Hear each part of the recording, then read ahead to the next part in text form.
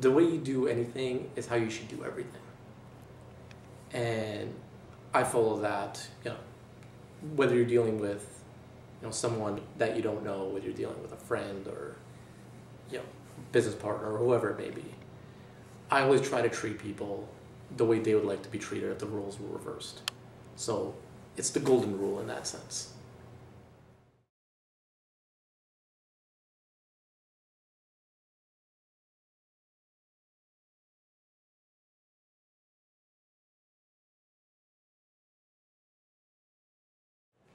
I didn't have a lot of it, and I wanted more of it.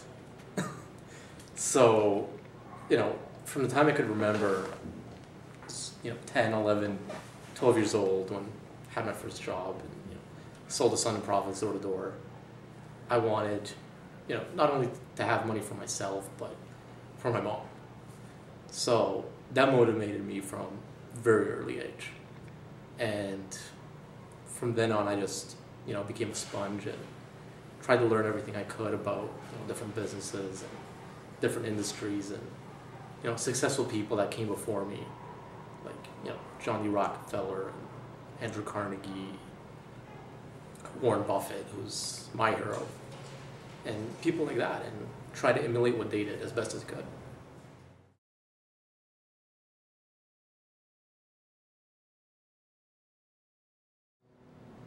It's a very simple one, in that I would never do anything purely for monetary purposes.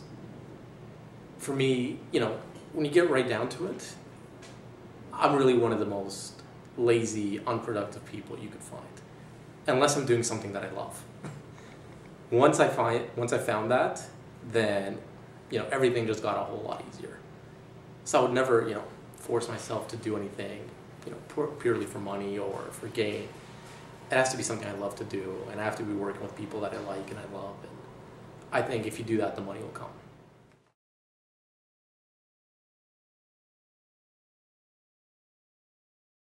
Economics I follow really is fundamental economics, and that's the Austrian School of Economics. If you look at any other school, Chicago School, Milton Friedman, as you mentioned, and John Maynard Keynes, all of these schools picked up certain parts from the original, which was Austrian economics. So they've taken and borrowed a lot of thoughts from it, and it was just a thing.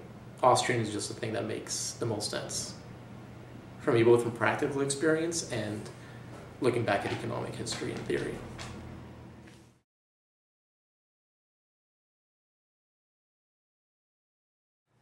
This is a tough one because I made a lot of bad investments early. This is horrible. Lost a good amount of money. At a time when I didn't have a lot of money to lose. It was a double whammy. So I think the first good investment I ever made was picking up Benjamin Graham's Intelligent Investor. That's when, that's when it all started to make sense. I had different thoughts before and theories and all this sort of stuff. But from reading that, everything just came together in a sense. In that, 1 hour at the feet of a master is better than a lifetime at, the hand of someone that doesn't know very much.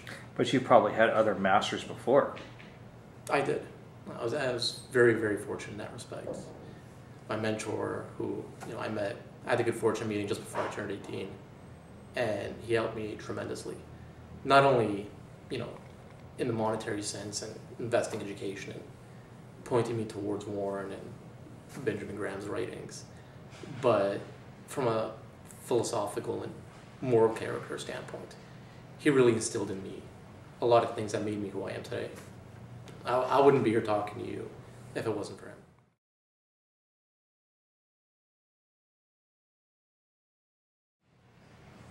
It wasn't, the typical, Canadian, live in, nice house, picket fence.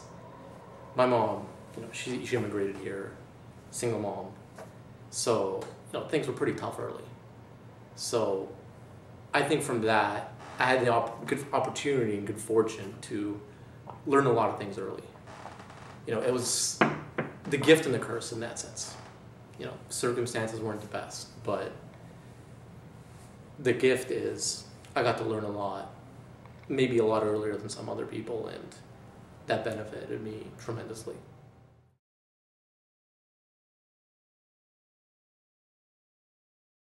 Just basically a small investment partnership. We manage our own funds and that of family, friends, and close business associates. And what is the ultimate goal?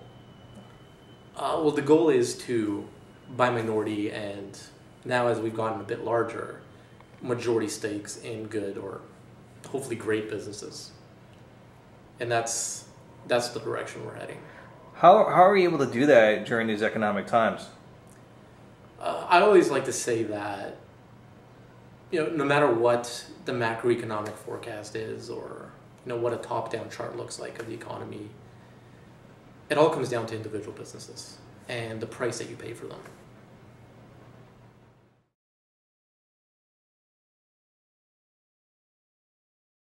We hope for them. I mean, it's just like if you're buying groceries, right? If you're going to a supermarket and buying groceries, you don't want things to be super expensive.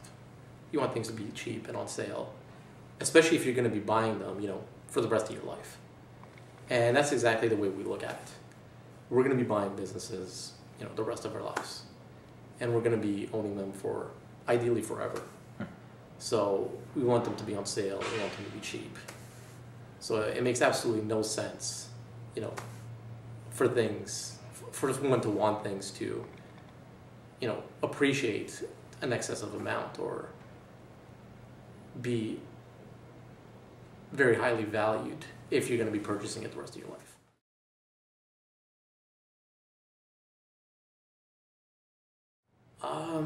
There's only a few times that we would ever really look at it. And, in the past it's been if we've had a better idea come along and we've needed to sell and, subsequently buy into the new business we've discovered. Apart from that, it's if the fundamental economics of the business have changed. So if the competitive advantage in the businesses that we bought into aren't there anymore, or there's been a management change and management philosophy has changed. Basically, if the reasons why we bought it aren't prevalent any longer, then in that case, we may sell.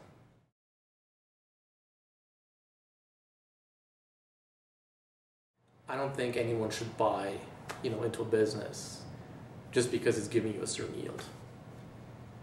No matter what that yield may be. The underlying fundamental economics have to be good at that business. The people that are running it, they have to be trustworthy and competent and have integrity. Unless these factors are present, you don't want to buy into anything just because you're getting, whatever yield.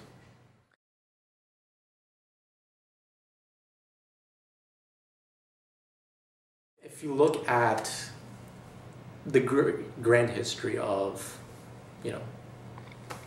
of the market in general, if you go back to, I'd say, around 1900 and look all the way back close to the present, 1990, 2000, or even slightly beyond that, you would see that, stocks or investments in businesses have outperformed every other asset class, be it, bonds, cash, even inflation. And of course, there's been no one throughout history that has been able to jump in and out of the market successfully. So market timing doesn't work. So there's only been one group of investing that's been successful in every market environment. And this investing group is really more of a village. And this village is called Graham and Doddsville. And everybody, that's followed this underlying investment philosophy. They've prospered and beat the market, in bad times, good times. If the market was relatively flat, they're the only investing group to ever do it. If you look at tactical asset allocators or market timers or traders, their track record on an empirical basis is nowhere near as good as the value philosophy. And I would argue that, some people looking at this would say, well, he's a value investor, of course. He's going to say that he's biased in that respect. But I would say all intelligent investing is value investing. For what is investing, if not the act of buying something for less than it's intrinsically worth?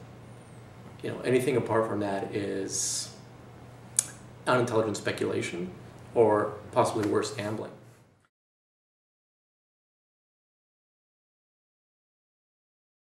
Well, there's a multitude of reasons. You look at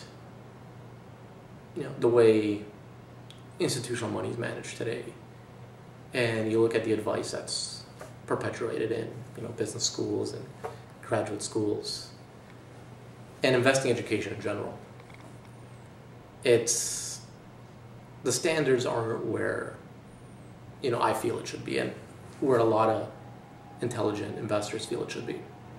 So you can name any one of those reasons why people aren't as intelligent in investing as in other matters.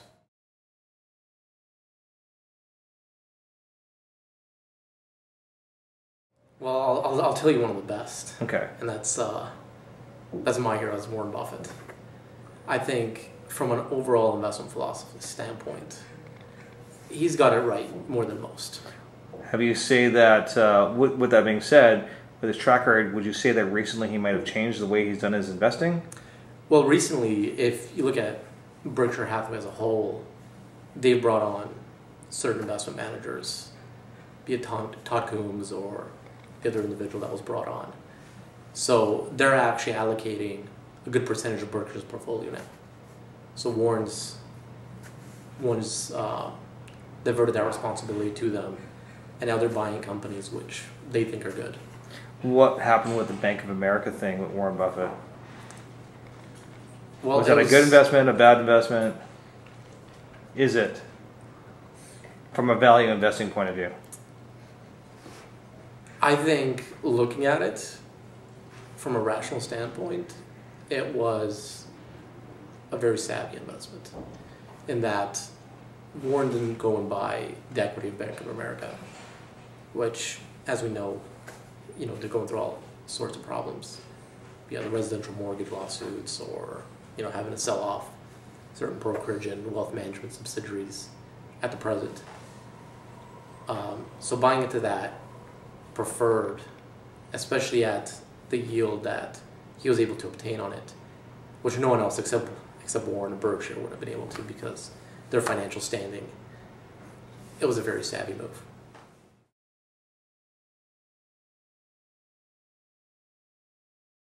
I'm simply just going to continue doing what I love, and that's investing. I mean, ever since I started investing back when I was 18, nothing stimulated me more. I love learning about new businesses and industries and the economics behind them, and learning about the people that run these businesses. So this is just cream of the cake for me. So I'm going to continue trying to be the best investor I possibly can be, doing what I love, working with people that I love, and I think if I do that, good things will happen over time.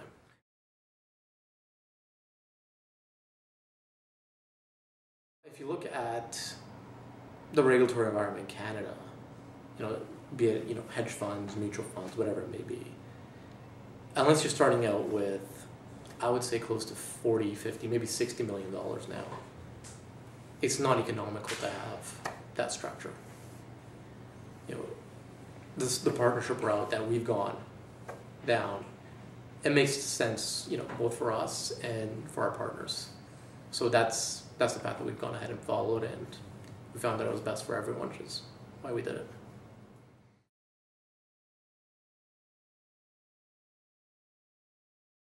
Odd fellow, very eccentric, by the name of Graham Young. Graham is knowledgeable in a lot of areas that I'm not. He has a lot of specialized knowledge, which comes in very handy when you're looking at different industries and businesses. And we met, I think it was around the time I was 19 years old or so. Back when I was making some bad investments that we mentioned before. We met around that time, and we hit it off and became good friends, and you know, next thing led to another, and we're in an investment partnership together.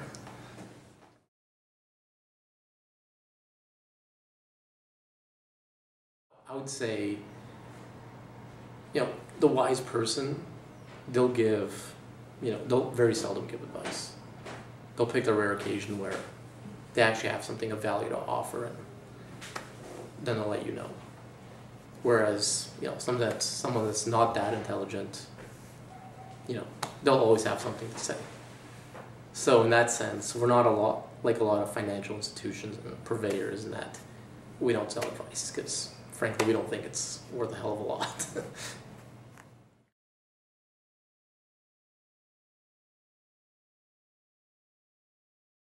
People we like, you know, people that are enjoyable to be around, people that treat others the way they like to be treated, and people that are very passionate and are intelligent about what they do.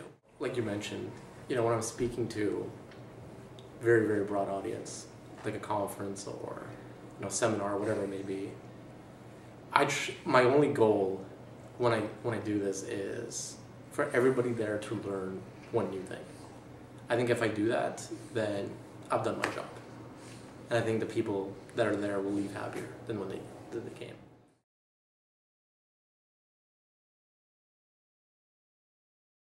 The whole day is basically spent, you know, reading annual reports and quarterly reports and other material that companies have filed, and getting to know them, people that run them, the economics behind them, and, you know, doing that as best we can. And what are you looking for? The way we allocate capital is very, very simple. Our philosophy is dead simple. You know, if an institutional manager was sitting here, you may hear a lot of arcane terms. You may hear, you know, beta and efficient market theory and, you know, algorithms and all these things, but we just look to buy into businesses that are good or hopefully great, that have at least reasonable underlying economics, and run by people that we like and trust. There's certainly certain themes that I would stress more than others, such as, you know, agricultural commodities. I think, you know, the economics of that in the future, and farmland in general, it's very, very good. You know, apart from that, we do like certain things, you know, businesses that we understand, and that's pretty much the extent of it. I mean, I know next to nothing, and Graham will concur on this, about mining, about, you know, biotech, about pharma. You know, you can stop me anytime, or else I can keep going. We don't know a lot of things, but we define what we know and what we don't know very well, and I think that's important. So you would never, would you ever get involved in a company like that? No. We simply strive to stay within our circle of competence, which we realize, you know, to our own detriment, is very small, and we try and do our best within that. Why is that your detriment? Well, I mean, it certainly limits the universe of companies that are available to us, because, as I mentioned, you know, we know nothing about geology. We know nothing about research and development process that goes into, you know, a new drug or a new technology or whatever it may be, software. So that closes those industries out to us.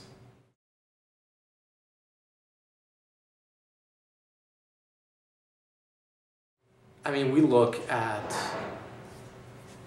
the underlying fundamentals and economics of the business. We care very, very little about the stock price.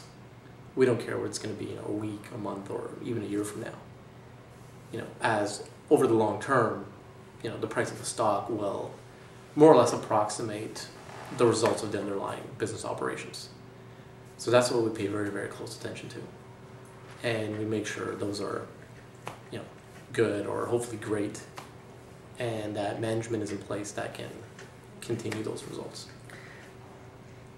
Do you predict stock prices when you do your evaluations? Absolutely not. No, we don't. Forecasts and is something that I've never done. So when a stock, from my personal experience with you, from you being one of my teachers, you always buy undervalued stocks, and if I understand this correctly, when the stock goes above the means, you don't sell it. No. The only times we will sell is some of the reasons mentioned earlier. Apart from that, what we try to do is basically buy into businesses that are so good that we want to own them forever. And that's not very easy to do, but that's why we very, very seldom buy into a business. We don't buy anything 50, 100 a year or anything close to that. We have very, very few positions. We can count them on the fingers on my hand.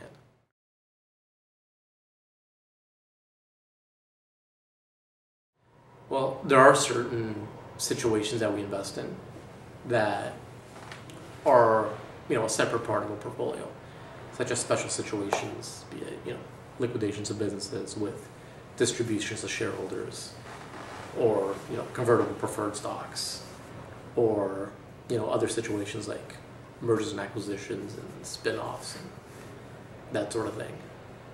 But that's a very, very small part of the portfolio.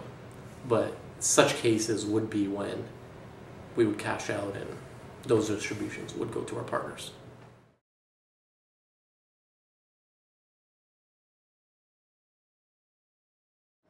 Well, I would attribute that to really two things, which is, first of all, luck, and second of all, to said Austrian School of Economics, in that, every expansion of credit is bound to bring about a bust sooner rather than later. I have no idea when that's going to happen, but if history's any indication, is that it will happen. And that's what I saw back in mid to late 2007, or a bit before that. I had no idea when residential real estate was gonna be at the values that it is at now, or that it was at back in 2009, 2010. But I knew that every bubble that's brought about by an expansion of credit is going to deflate sooner rather than later. And knowing that, we invested in a lot of things that were uncorrelated to the market.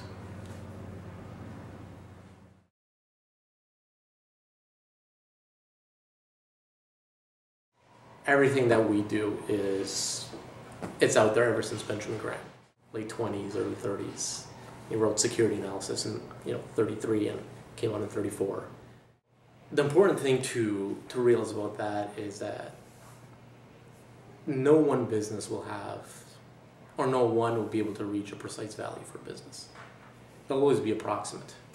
If we were sitting down right now and we were looking at the same business, at the end of the day, we would come up with different values.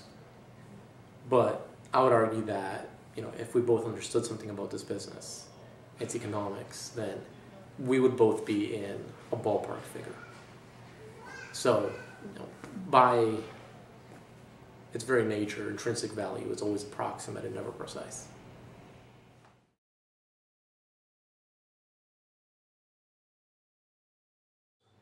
Well, the Value Investors Club is just a nonprofit educational forum dedicated to teaching, promoting, applying the investment method originally developed by Benjamin Graham and contributed to by other great investors over time.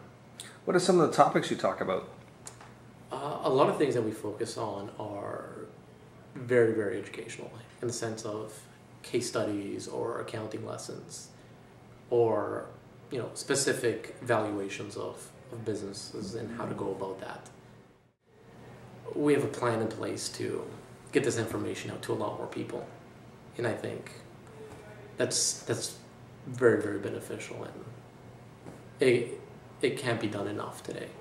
Investing education and financial literacy is something there's a great need for, not only here, in Canada, but all over the world.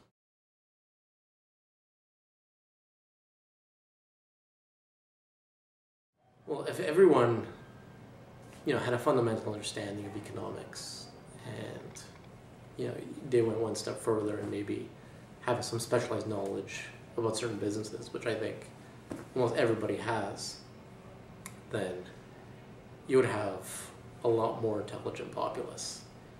And I would argue that that's not a good thing, that's a great thing.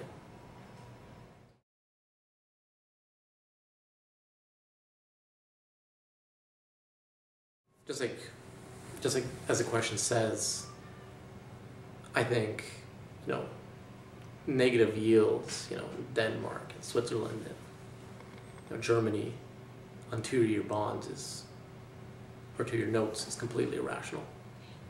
So we're in a very irrational time in that sense. And, but with that said, the market as a whole can stay irrational much longer than one can stay stalled. So who knows when, things will get back to common sense or sensible way, but yes, there's a lot of unsensibleness right now in the market and in investing as a whole. Well, my suggestion would be to, invest in things that you understand and that you understand well, and to make sure the people that are behind these investments and these businesses that you know and trust and and know them pretty well. Apart from that, I think the deflation-inflation argument is a bit overstated in that you're not going to have a contraction of money anytime soon. The money supply is going to continue growing. So in that sense, I think you can expect a fair amount of inflation going forward in the future. Not only because of low interest rates, but expansion of money supply, and eventually we will have an increase in lending.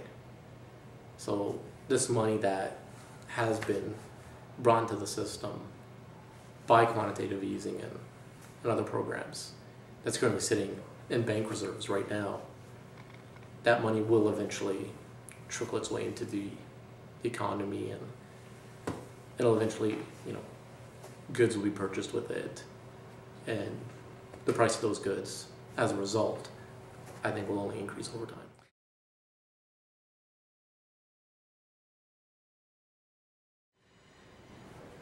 Limit debt as much as you can to the best of your ability. Apart from that, don't live, outside of your means. You don't want to be buying cars and, furniture and all these material things, on credit, because, that's just going to put you behind the 8 ball in the long term, I think. So I would say, first of all, live within your means. Limit your use of credit as much as you possibly can. And thirdly, become as knowledgeable as you possibly can about the things you want to accomplish and do in your life.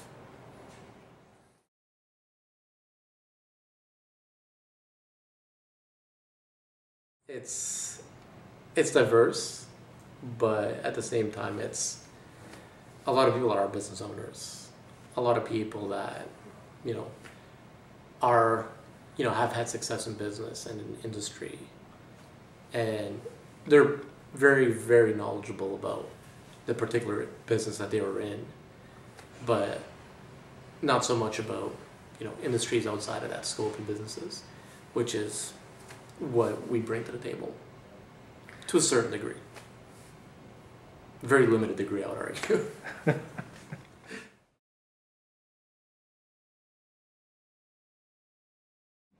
Well, our current goal, unlike a lot of businesses, we don't set, a lot of big strategic goals as, we'll be here in 5 years or 10 years, and so on and so forth. But one of the things that we're actively looking to do is, find a good, reasonable small company to buy a majority stake in. And subsequently, once we do take control of that business, then we'll allocate its capital and earnings and subsequently acquire others. And at that point, Graham Theodor Co Ltd will simply be a holding company for all the operating subsidiaries which we subsequently purchase. And at that time, what do you do with with the people who you manage portfolios for? At that point, well, they'll have options and choices, of course. They can either, elect to put their money elsewhere, which is, we'll have some recommendations for them. Or alternatively, they could choose to become shareholders in Graham Theodor Co Ltd, in the holding company, which will own all these separate business interests. Wouldn't that, in a sense, actually be diversifying? Yes. In a nutshell, it would be. Because they're already diversifying with you anyway. It's not, when it comes to a portfolio of a diversification, they're not diversified in regards to they're just taking your advice. Is that correct? Absolutely. So if they just simply bought the holding company, then they don't need to diversify because you're going to manage it at that particular point and that's it. And then if they need some other diversification, they can go elsewhere. That's right. Okay. Yeah. I mean, we're going to buy businesses, just as we talked about earlier, that are within our area of competence. And although that's limited, it is more than one or two or three or even four industries. So in that sense, they will own a collection of businesses over time that I think will do very, very well for them.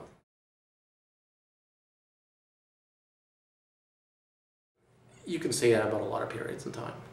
You could say that about, the late 1800s. You could say that about, just before the Federal Reserve Act was enacted back in 1910, 1911.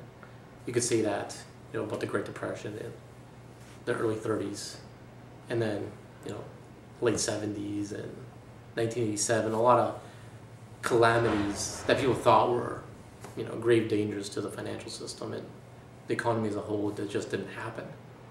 At this time, it's worldwide. Yeah. I think it is, in a great sense, an unprecedented time.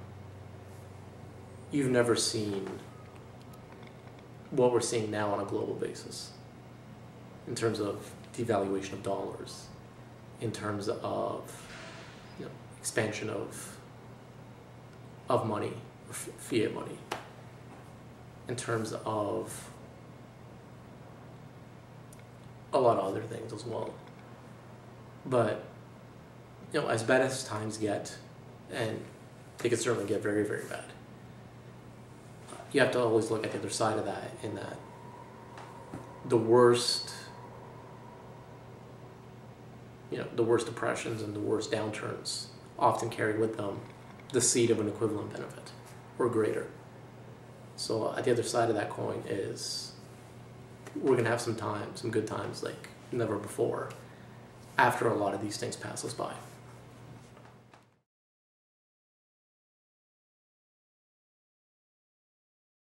Absolutely.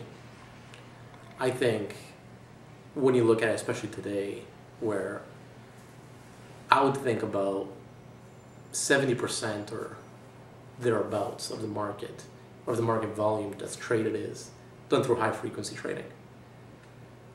I think from that perspective, if it continues that way, which I have no special insight into, that you'll have greater discrepancies between market value and intrinsic value, and you'll have greater opportunities to profit. Of course, if you understand some things about certain businesses and you buy them at a fair enough price.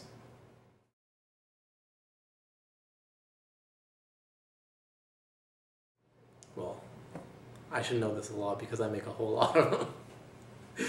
So, whenever, I don't even look at mistakes as mistakes. To me, they're just learning experiences put to good use in life.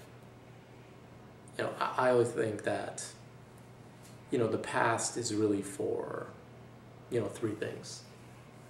It's, you know, to look back on fond or good memories with people that you love and your family and such. The second thing would be to, you know, look to your past for things that you can learn from.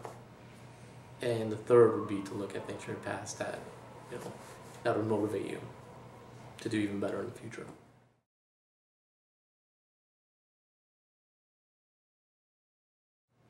Personal goals, I mean, I have a few, but you know, my top 3 goals in life, which I'll share with you since we're sitting down here, it's, you know, these are very, very long-term goals in the scheme of things. There's a lot of smaller goals that have to, you know, be realized before these can be achieved. But first and number one is just simply be the best investor I possibly can be and allocate capital to the best of my ability. And, you know, secondly is to, you know, reach a net worth of, you know, over $1 billion or thereabouts. And the third, and I think this will be probably the toughest, is to live to 100.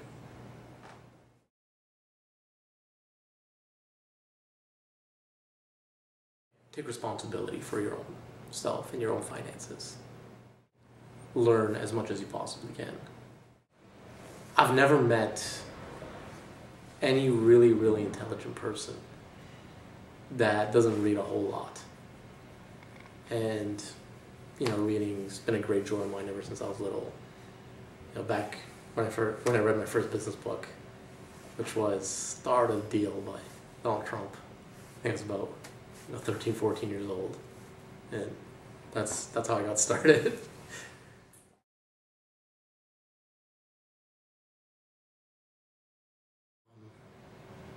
That's a great question. And the answer that I have at this time, I mean, I'm still young, I'm sure it could change.